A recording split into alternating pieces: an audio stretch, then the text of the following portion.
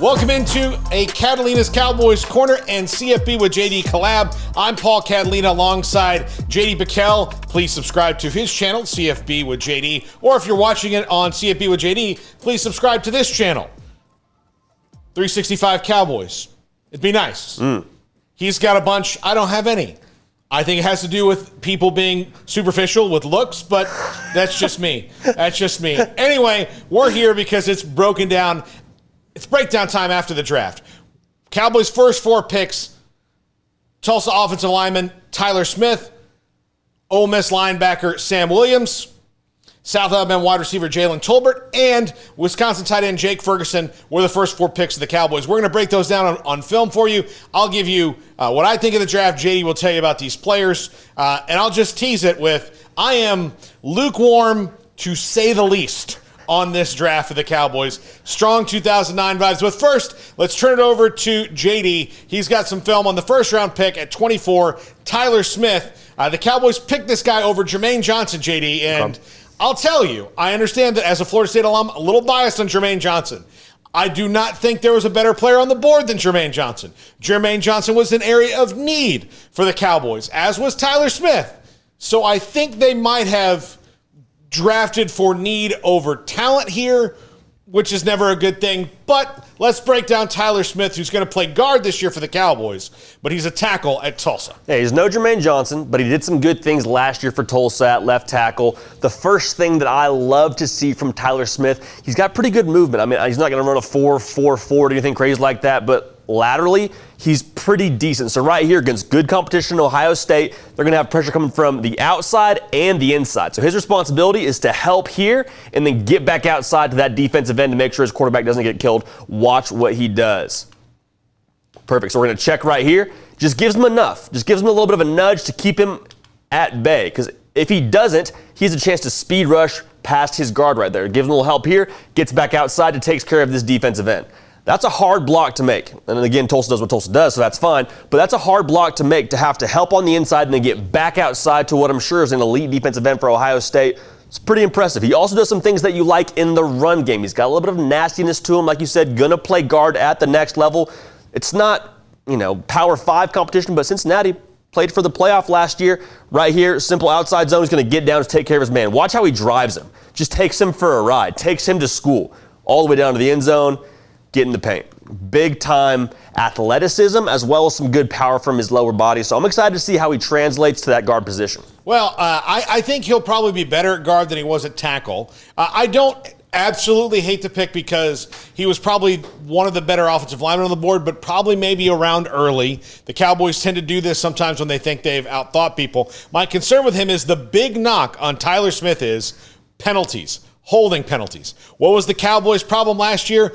Penalties. In fact, they were 12-5, but could have probably easily won 2 more games without the penalties, including the Thanksgiving Day game against the Raiders, which was lost totally by penalties, and a lot of them on the offensive line. So I think that Tyler Smith is not necessarily the most self-aware pick for the Cowboys. While he may be talented, do they have the coaching discipline to coach the knock out of him, which is penalties? That's what I'm concerned about. Now, he might wind up being a fine player, and the Cowboys' first-round draft picks on the offensive line have been Tyron Smith, who's a future Hall of Famer, sure. Zach Martin, who's a future Hall of Famer, and Travis Frederick, who was an All-Pro and probably could have been a Hall of Famer had he played longer. But those 3 guys worked out pretty darn well, and one of them would still be playing if not for health concerns in Travis Frederick. So they've been good on that part so far. So I'll give that maybe a little bit of cushion.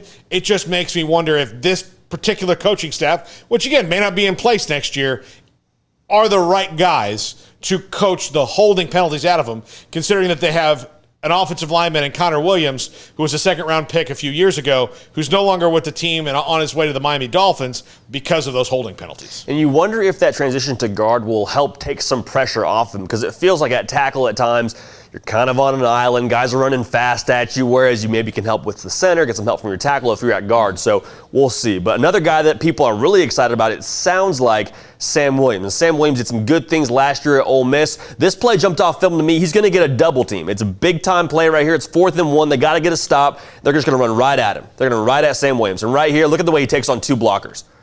We'll slow this down for us. 2 blockers right on Sam Williams.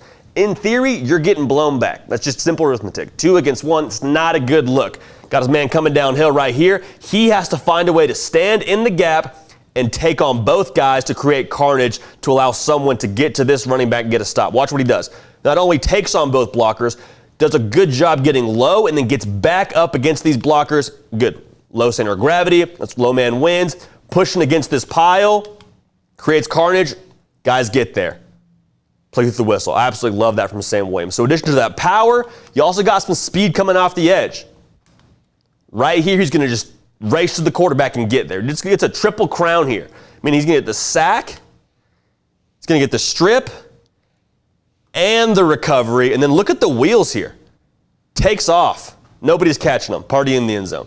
So there's a lot to like from just a purely athletic standpoint for Sam Williams. Strong, fast.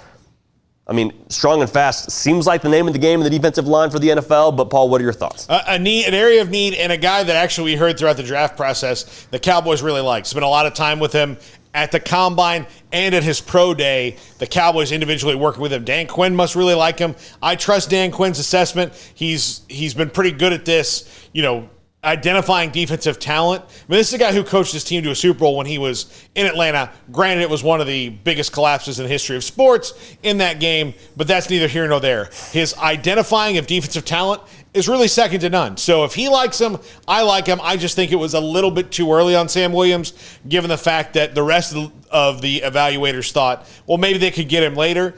But that's that's kind of a minor knock when you think about, okay, if he's your guy, go get him. If you think he's going to replace Randy Gregory to a higher level, then look, they lose with Randy Gregory leaving, but I don't think they lose as much as people think that they lose when you're talking about 5 sacks over 12 games last year that Randy Gregory played in. So if you can replace that with the guys you have, and you have a young guy in Sam Williams you like, there's some character concerns, and the Cowboys have not always been great with that. But this is the pick I'm okay with this one, although I think they maybe could have gotten a better player at this spot than Sam Williams. But if he's your guy, he's your guy. Maybe Jerry Jones went Kevin Costner and just had a little slip of paper, said Sam Williams, no matter what. Like draft day, Vontae Mack, no matter what. So interesting to see how he pans out. A guy that you're really excited about, I'm really excited about. I think the consensus is he's going to be someone to watch in training camp. Jalen Tolbert does a lot of things. Tolbert. Yeah. So excited to switch the team to see. Jalen Tolbert on the outside. He does a really good job understanding how to get open, has a great understanding of coverages. And this is a simple example right here. Against SEC talent in Tennessee, he's going to have to run a streak right here. How to do that is he's got to challenge inside to get the corner to bite in, and then he's going to challenge vertically. Now, the reason that's important, this cornerback is trying to choke him to the sideline. He's trying to take away all of the space, take the air out of the route, and make it so it's a really small window for the quarterback to throw to. If you have a tick mark to throw to, it's hard to complete a pass. Love the way he gets an inside jab right off the ball. Watch this, boom, right there. Enough to freeze him. Just enough to get him off balance to where he can try and run vertical. Does so right there, hip pocket. Now watch this. Watch the focus on the catch. So one, all this space does a good job creating an area for the football to throw to, and then one-handed catch, boom. That's elite right there. That's a lot of time on the jugs, a lot of time catching with your quarterback after practice. This shows me he cares about football, understands the game, and is able to make big-time plays. It's not, small-time talent either. I love that from him. And also a guy who can kind of burn. Right here is going to challenge and stem outside for this safety. Watch the safety flip his hips. That's what we're going to try to get to, and we win. Boom. So right here, he's already running. He's running with him. We already won. He is our prey. And the speed does the rest. Look at the separation. The route and the speed creates like 3 yards of cushion. I mean, Paul, you and I can make that throw to our guy Tolbert out there. Big-time catch. Camera lost him, too.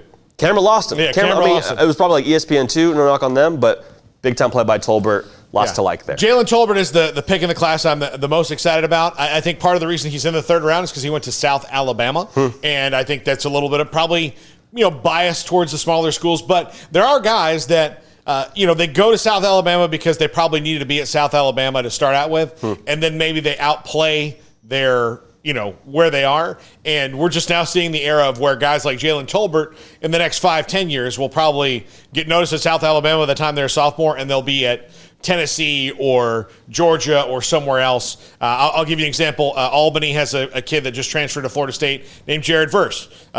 And it's because he wasn't ready. He plays 2 years at Albany, and they're like, oh, he's got to go somewhere else, where he can get socials. You noticed. Jalen Tolbert's probably now in the end of the era where you stay where you are, and good that he's a loyal kid, but I think he maybe probably outplayed his station at South Alabama, and you can see that, that catch at Tennessee you showed. I expect big things from him, and it's a definite area of need, because if the Cowboys started the season today, if they're kicking off today, their wide receivers would be CeeDee Lamb, great. James Washington, okay, fine. That's on a one-year deal. And Semi Fehoko, who was a fifth-round pick last year, and Noah Brown, who is mostly a special teams guy. So those are your four. You needed somebody who can do that with Michael Gallup still recovering from his ACL. He won't be ready for the start of the season. So this is a guy who's going to be, even in the third round, expected to contribute early. But this is the one I think that most Cowboy fans and people around the team are the most excited about that probably could do that. Going from a small school guy to a big school guy in the Big Ten, Jake Ferguson's where they went in the fourth round. I think we kind of differ on this guy, which is okay. I mean, you watch more Cowboys than me. Jake Ferguson gets me excited because of what he can do for you in the red zone. You can put it up for him. He's a big body. He's going to be a matchup problem. He's going to have a great chance to get it if it's a one-on-one. Does that exact same thing right here. Fade route, get off me. We got to win right here. Quarterback just plays basketball. Awesome. Right here, he's actually in decent coverage. He's in his hip pocket, running with him how you're supposed to if you're a defensive back or a linebacker, whatever it is. But that's the problem. Defensive back, linebacker, doesn't really matter for how big Jake Ferguson is and how great he is with his body in space. Look at this. High point it over a guy, know you're going to get hit, come down with it, big time play in a big game for Wisconsin. In addition to that, pretty athletic as well. They draw up a screen right here. You don't call screen to your tight end unless he can do something with it after the catch. They go 3 tight ends, boom. Get open, now watch what happens after the catch. Elephants on parade, we're here, he's got 2 blockers with him, but he's gonna make some men miss. Make him miss, outrun him, get up the sideline, finish the run. The fact they even called that for a guy like Jake Ferguson says to me a lot about how athletic he is and how much they trusted him at Wisconsin to be a guy that they put the ball in his hands time and time and again by any means necessary. Well, that does give me a little bit of boost. I'm more upset about the Jake Ferguson pick in that the Cowboys were clearly targeting a tight end with that pick. And again, an area of need for them. They got Dalton Schultz coming back on the franchise tag. But Charlie Kolar, a guy I really, really like from Iowa State, who's a big, gigantic matchup problem and a really good blocker and comes from the Matt Campbell system. All things that I like. I enjoy all those things. Now, this is my personal preference. The Ravens went and traded up ahead of them.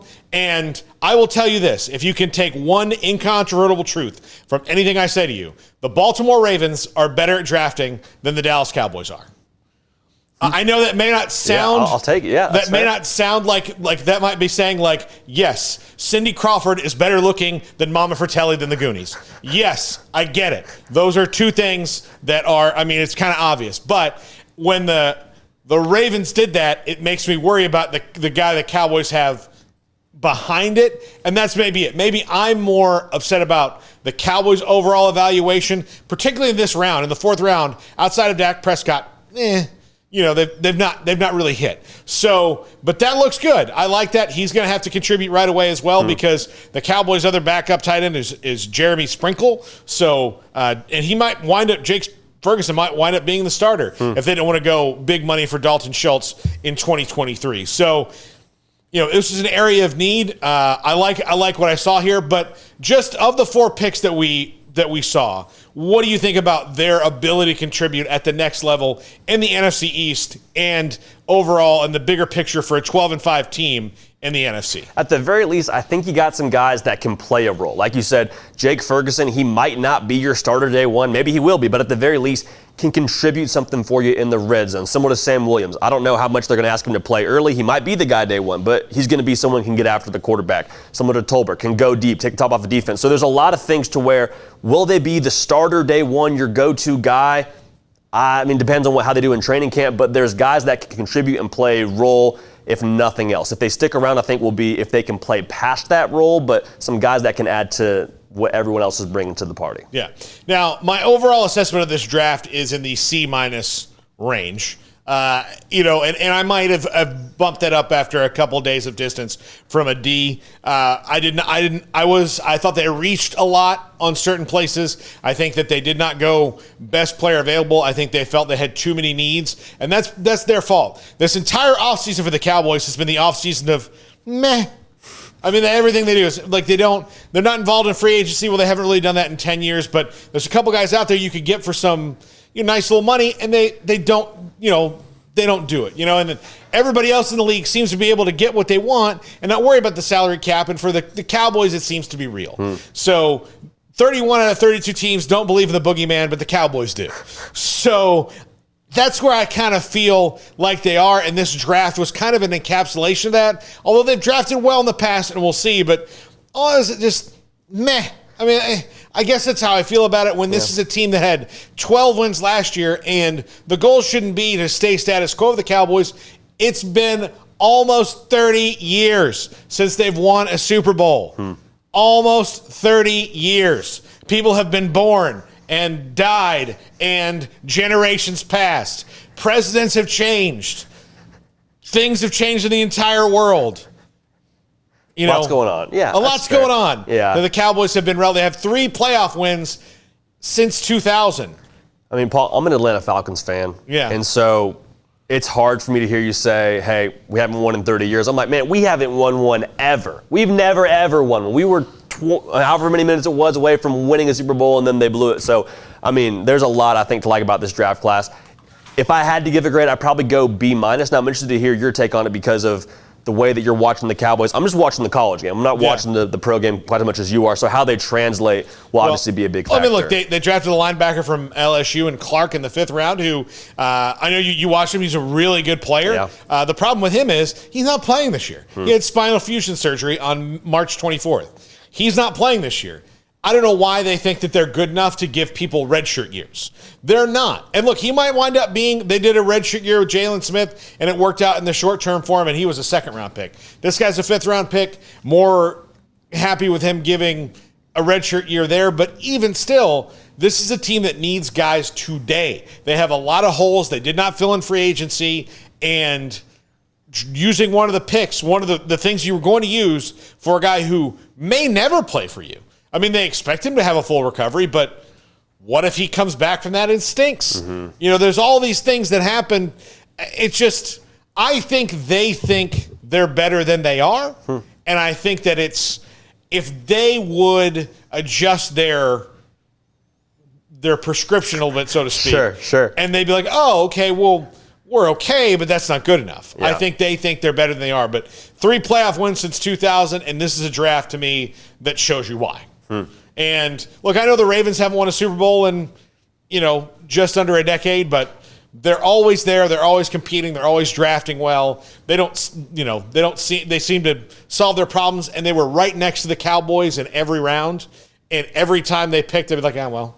For example, the Cowboys also, Tyler Biadasz is their center. The pick right after Tyler Smith was Tyler Linderbaum from Iowa. Yeah. That was who the Ravens took. Now, the Ravens didn't take Jermaine Johnson either, which made me feel a little bit better about it. Sure. Seeing as I thought, they're going to take him for sure, and then he'll go nuts. Or maybe he was the pick right after. But, so I guess we'll see. Yep. I guess we'll see when it comes to the Cowboys. And, again, it's the draft. Sometimes people can poo-poo all over it, but I will hearken you back to the worst draft possibly in the history of the National Football League, the 2009 Cowboys draft. The best player they had was a kicker they took in the 4th round, and he was the 2nd kicker on that roster, and David Beeler. It's tough. It was really bad. It's not great ROI. No, it's not. It was not. They drafted Stephen Hodge, who coached at Marlin for a little while in that draft from TCU. That's what I remember. 2009 was an epically bad draft, and I get a little bit of that feeling from this group. But you never know. It's the draft. It's a crapshoot. Well, JD, thanks so much for doing this and breaking it down. If you're watching this on CFB with JD, please subscribe to Cowboys 365. If you're watching this on Cowboys 365, please subscribe to CFB with JD. It's that simple. It works out better for both of us. And what are you even doing if you're watching this and not subscribing? It's not going to change anything about your life. You're going to go about your day and things are going to be the same. But the two of us will be benefited. Isn't that what you should do? Didn't you see Pay It Forward with Kevin Spacey and Haley Joel Osment? Did you learn nothing from that movie? I didn't see it. Good movie? I mean, it's really sappy, but at least you learned a lesson. Okay, Pay It Forward. Hope you did. Yeah. I mean, you shouldn't learn many lessons from Kevin Spacey, but at least in that movie. I don't think I have anything else to follow up with on that. I'm just gonna let Sleeping Dog lie. Yeah, but in Pay It Forward, you had a good message. This is Catalina's Cowboys Corner and CFB with JD. Please like and subscribe.